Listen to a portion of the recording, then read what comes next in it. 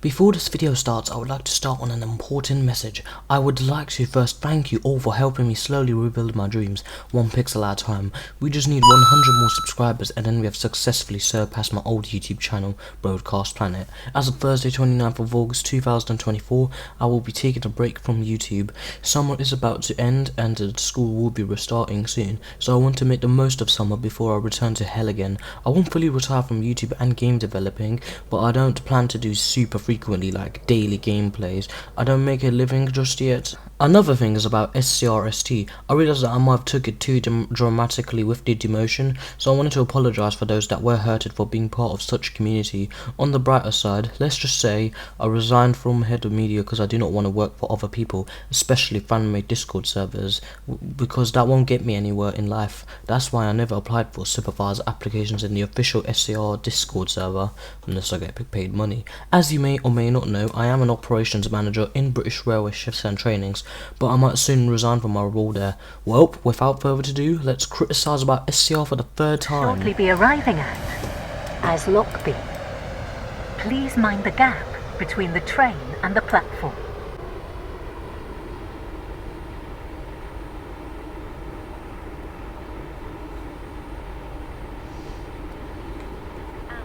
Rayleigh Bay. This train is formed of 2 coaches.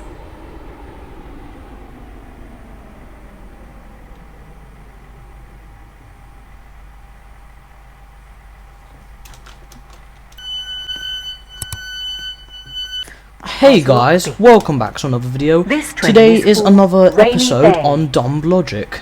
Because of the brand new 2.0 update, it has brought more dumb logic into Stepford County Railway. So, without further ado, let's go and get started.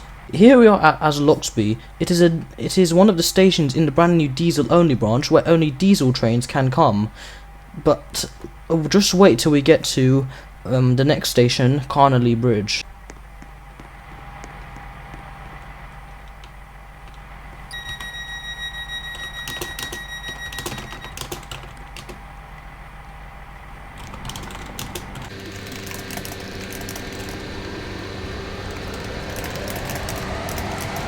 Welcome on board this Stepford Connect service to Rayleigh Bay. The next station is Rayleigh Bridge.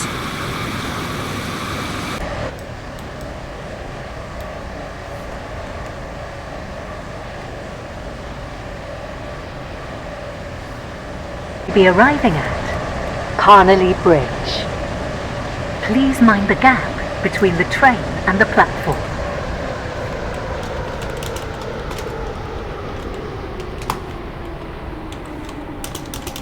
This train is formed of 2 coaches. Alright, so I am at Rayleigh Bridge. The reason why I am not speaking really loudly is because it's the middle of the night in the UK. It's 2:13, which I need to be really quiet of. So yeah, as I was saying, we are at Rayleigh Bridge, and this is one of the stations of the brand new diesel only branch. As you can see, it's quite unrealistic because clearly this station could have got some overhead wires. But you never know, because there is an actual port here, and usually with stations that are near ports, they are usually like diesel only. Another weird thing about Stepford County Railway is how semaphore signals work.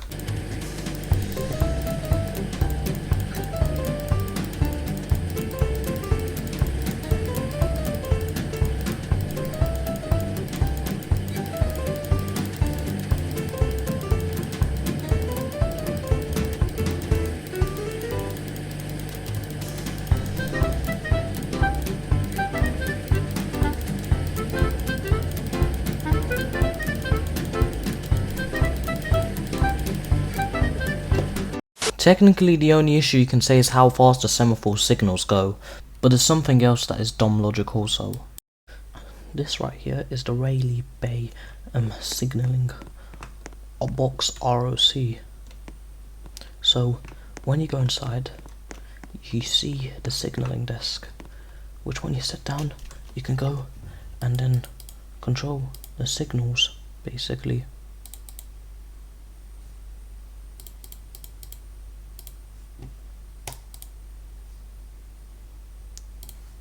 you can change it and do many things with it.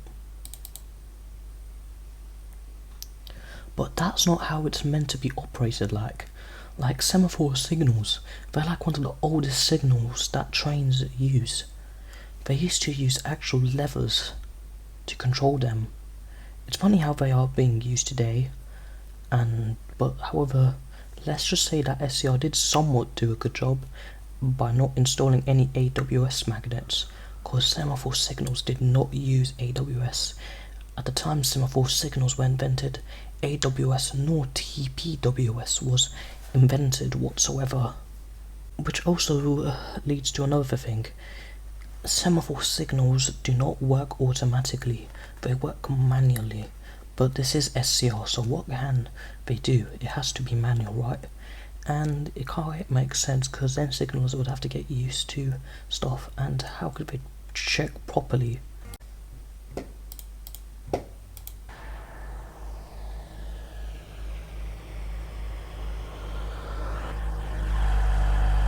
How does that make any sense?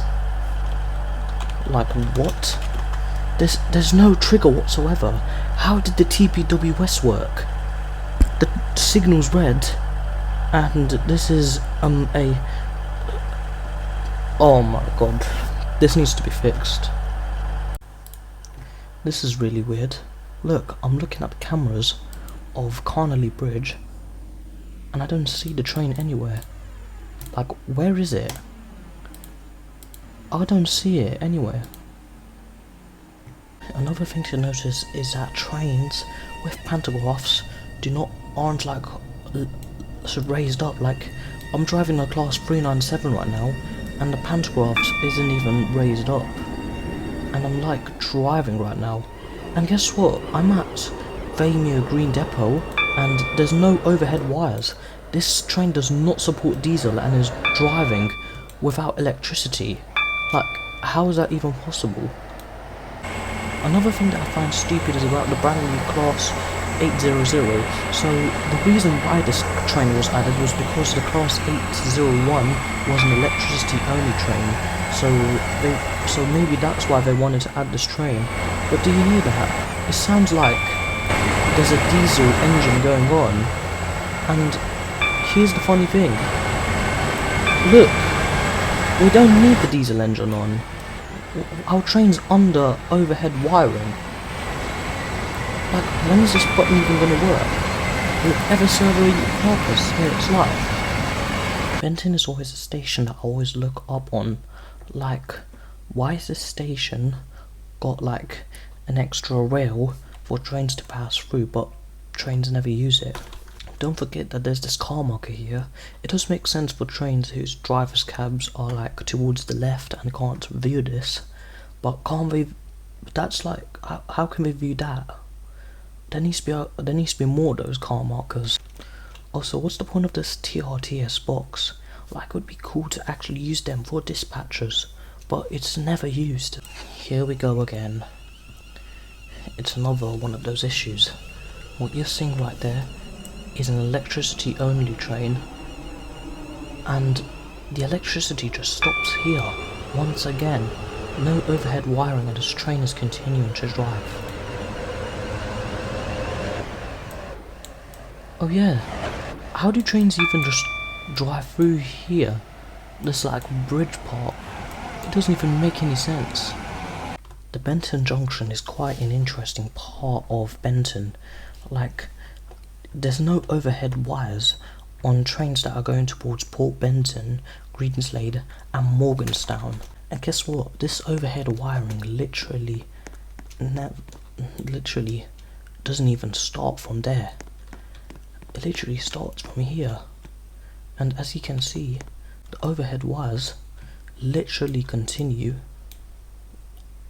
even without supports. Like, how does this make sense? Don't forget to mention, how does this always track or connect that leads you back into the Benton from Port Benton? But it does make sense because the one-way loop like avoids. This is just so interesting.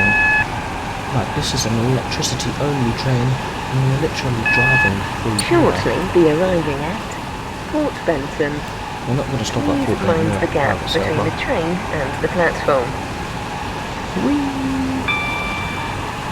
So yeah, as you can see, we are now back to electricity, but then the electricity stops from over there. Service to Greensmode.